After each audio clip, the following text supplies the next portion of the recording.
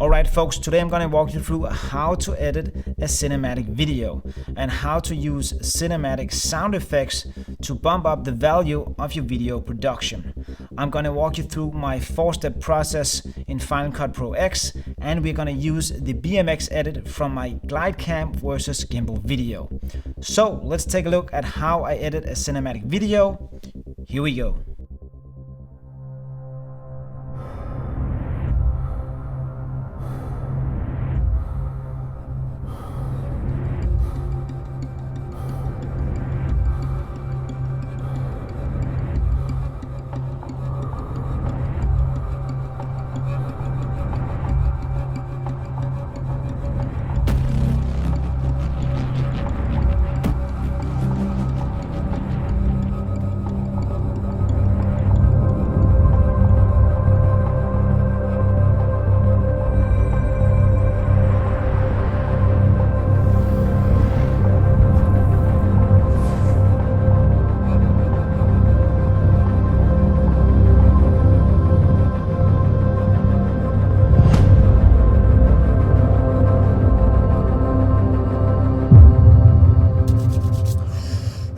Alright, so that was the BMX edit we are going to break down. We are going to break down my 4-step editing process of this edit right here. So first off, I want to tell you what it is shot in and what we shot with. Shot on the S1H right here, 24-105 f4 lens.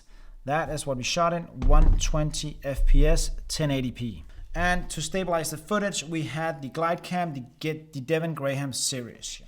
So when we start the 4-step editing process, the first thing we have to do is to create a project. I like to edit in the widescreen 2:1 ratio because when you watch it back on an iPhone, you kind of use the whole screen instead of having those bars. You get the full widescreen look. So I'm going to show you how to do that. If it was just a standard 4K, we'll just take the resolution 3840 by 2160. But when you want that widescreen 2:1, you go in here, say custom, and then you say 3840 by 1920. And why 1920? That is pretty simple because 2:1. 3840 divided by 2 is 1920. Yeah, that's how you get it. There we go, and then we can say OK. The same you can do with a 1080p clip and still have that widescreen. Then we say custom, then you say 1920 divided by 2, what is that? 960. There we go. Then we have the widescreen as well, 2:1. So you can actually see the difference between the widescreen and the normal. See, this one is the normal, 16:9, and this one is the wide one. You can see it's just much wider on the screen here. Looks pretty great. All right, once we have done that, we will start the sifting process. All right, so I assume you already know Final Cut Pro X, and what we're going to do is to go through the sifting process. What I do here is I select a lot of favorites. You can see there's a lot of green bars in the top here of the edit, and that is the in and out points of the favorites, and I'll do that like this. So let's see, I'm going through this clip. You can see it's out of focus, that's why I haven't used it. But let's assume we're going to take this part right there, we put an in point, and then I just scrub through it and say, okay, I want the out point there, out, there we go, and then I press F, then I have a favorites. Then when I've found all my favorites, I go up here to this drop down menu and I said favorites. Then I only have my favorite clips. Then all the other clips are out of the way. Alright, once I got that, I will put them into the timeline. There's 2 ways to do this. You can put all the favorite clips into the timeline. Just select all of them. There you go, and press E. Then they will all go into the timeline, and then you can start sorting them out there. Sometimes I do that, but in this case I didn't do that. I was just walking through my clips up here to see which one I wanted in one kind of order. So how do you know how to structure the videos, the video clips in what order? That is the story of the video. What kind of story or what kind of mood do you want? So I knew what kind of mood I wanted in this video, and I wanted to be this practice run. So I wanted some emotion, I wanted to hear him breathing, I wanted to see his impression, his face, and kind of to let you know what he was going through when he's practicing. That was what I was going with. Once I've found the story or the mood of the video, I go through the sound process. I want to find a song, or I will make the sound design myself. When I use the sound design that I make myself, I use lens distortion, and I mostly use their packs endurance and statement. So the good thing about lens distortions sound effects is that you can structure them together because they are in the same beat or the same tempo. So the one I used for this one is Born for This, and it's either from the endurance or the statement pack. I can't remember, but that one is, as you just see, we can listen to it right here.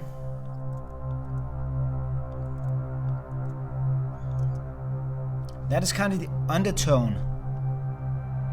That's the mood we're going with. So with that, I wanted some breathing, so we added some breathing.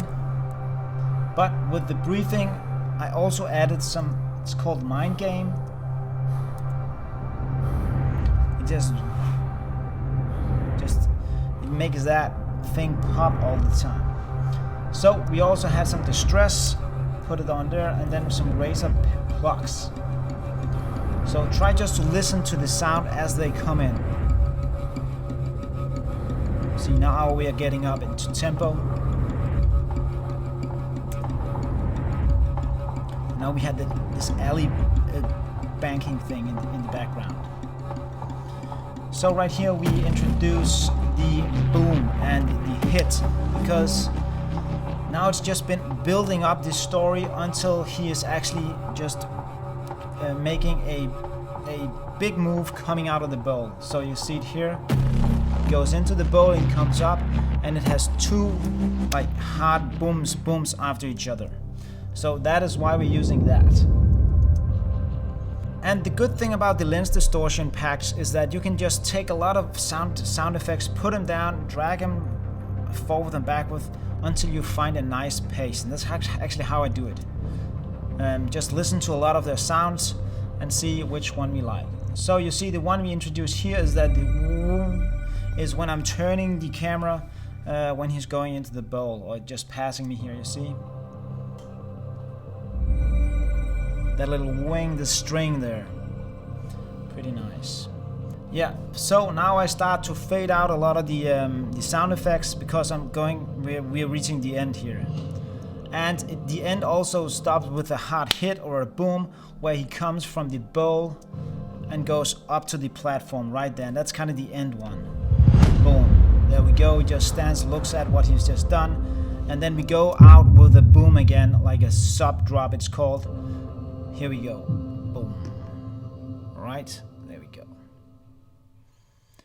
And then I fade them all out. In the end, the ones that are left.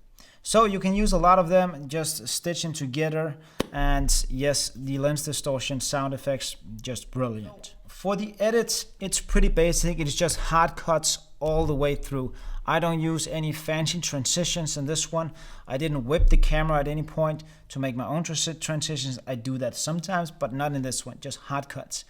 But hard cuts can be a bit boring to see, just see a lot of hard cuts. To make that flow even more, I use speed ramping. I speed the footage up and down at the end of the clips. So when we start the edit, just see here, that is the mood of the video. How is it gonna start? I wanted some emotion, so I wanted him just to be looking into the skate park, and I could also have had a wide shot, but there was a lot of people in the skate park that day, so it didn't look any good. So he's just sitting on the bike, see here, and instead of just making him go, we fade it out with the focus, just focused out of it. You see here, and then we go to the place where he's riding on the platform. So the obvious thing here would have been him dropping into the bowl, but instead we are spinning the bike and he goes back. So here, and as you can see, just if you press Control Option R, you get the custom speed setting right here. There you can see it. Just zoom in. There you see. That is the that's the speed ramp there, and you make a speed ramp by pressing Shift B. Then you make a speed ramp. See here, Shift B. There you go. And then you can go in here and say 20% instead, and we got it into slow-mo. So as you can see here, he is just riding along in slow-mo, and we speed it up in the end, and the next clip is in normal speed, and just transition into slow-mo again. When he's turning the bike, I want that transition to slow down. So, and just before this clip goes into the next one, I speed it up to a 100% again. That is just before he hit the ground with the front wheel. Alright, so right there I could have taken a clip where he went into the bowl or something like that, but we go straight to the action. Because now we are building up the story, you know what he's doing, he is ready to go. So he goes from the bowl and up into the air, and again it's the same process all the way. I go from 100% to slow-mo, and then I speed it up again in the end. And that's how most of the clips are. There you can see the same procedure right here. So this one, when he goes down to the bowl, I could have followed him going up on the other side, but I just wanted a clip, like a fill-in clip, where we see some close-up shots of him just pedaling along or getting ready to pedal. And this clip is pretty cool actually, because we see him pretty close on the bike, and then he's dropping into the bowl. And there again, if we just look at this one, I think it's 100% all the way. Yes, this clip isn't slowed down, it's just played back in normal speed. There we go. He's dropping in, and then we are into the bowl. He's coming around the corner again. He is coming into full speed. See, there we go. And then we go into slow-mo. Once he just passes me, he's very close to the camera, but it creates some really great effect, I actually think. And I have two of those clips just after each other, one there and one there where he's coming around. And as you can see again, here, when he goes around, you can actually see I'm in the frame right there, which isn't ideal, but it was the best I had. We only had 40 minutes to shoot or something like that. So let's just see there, you can just see my shadow, which isn't that great. But on this clip right here, he's riding on the platform, is pretty great. I'm following him, just running after him with the glide cam. We are going in full speed, and once he is about to reach the edge, we speed it down to 20%. And again, right here where he's going into the bowl is where we also had that drop, this boom with the sound design. You can see it down here. The drop boom is right there. So there we go. Boom, there we go. He goes into the bowl, and just before he's going to land, we have the second boom, and that is where I made the cut to the next scene. So there he lands. He actually doesn't land the trick. You can see his foot is out, but it looks great anyway. Boom, he goes down, and then he goes up to the co-pin. And this shot is actually shot while he's coming in out of focus. It's actually shot handheld, this one. I'm just sitting down onto the edge there. I'm just panning along, and I actually set the focus manually right here, the focus point. So you can see he's coming out of focus. He's into focus there, and when he goes out again, we speed it up in the end. When he goes out of focus, there he goes down. So I could have made a shot where I followed him down, but I didn't have a shot that was good enough. So we are transitioning while he's coming out of the bowl again. Doing slow-mo, and just in the end we speed it up when I turn the gimbal around, or not the gimbal, the glide cam. And he drops into the bowl. There we go. This shot is pretty cool. In the air, full slow-mo. We got that time-lapse thing going. And right here when he lands, when he's landing, the trick right there, he goes along, and we follow him up the bowl on the other side. And again, I'm in the shot. You can see there the shadow, but I don't think it does anything bad to it right here. You can see it, I'm doing it handheld. There we go. This shot is handheld. I'm right there with the camera, just following him up into the air. There we go. It just goes out of frame, but I think it's all right because I got him into frame there. When he's going down, boom. Yeah, so when you can see the transition here where he's going down into the bowl, and we have this great transition here from the close-up shot to the wide shot where I'm just walking with the glide cam towards him. So the end shot is him on the platform just looking at what he was doing.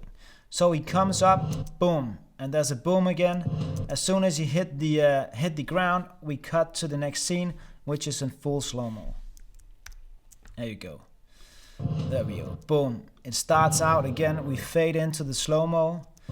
Here we go. And you can see the slow-mo coming right there because his little brother is riding there in the background. There he is. And you can see when he slows down. There you go. I actually think it's pretty cool. Looks nice. He's looking into the bowl, what he's just accomplished. Great little sequence. And then we go out with a boom. Boom. Just a subtle boom. Alright, once we have done that, I go through the color correction process. And after the color correction, I do the color grading. So it's a two-step process. Up here I have the color grade, which is on the top here. And the color correction I do directly on the clips. And I use Cinema Grade, which is a really good tool because it looks kind of like Lightroom or something like that. So once you are on the clip here, let's just open it up. Cinema Grade. We open Cinema Grade, and as you can see, here's how I can adjust everything, just like in Lightroom or in Adobe as you would know it. Pretty simple, and you can also match shots, so you can match one shot from one shot to the other. It's a pretty great tool. I will also leave a link in the description so you can go out and check Cinema Grade. So once I have done that, I will put on my final grading, M Film Look. And the one I'm using here is called Caribbean, and I put that on top of the footage because that is going to be the same all the way through the video. So that's why I put it on top, then I can just toggle it on and off. Alright, that is how I structure my edits, the four-step editing process in Final Cut Pro X. It is pretty simple. But if you have any questions at all, just drop them down below and I will answer as good as I can. And of course, if this is the first time you're here, remember to subscribe to learn more about filmmaking with motion. If you want to see last week's video where I was shooting with the glide cam versus gimbal, I will put a link right here so you can go back and watch that. Alright, that is it guys. I don't have any more for you. All I just want to say is stay creative, and if you can, go out and shoot some dope videos. See you next time. Bye.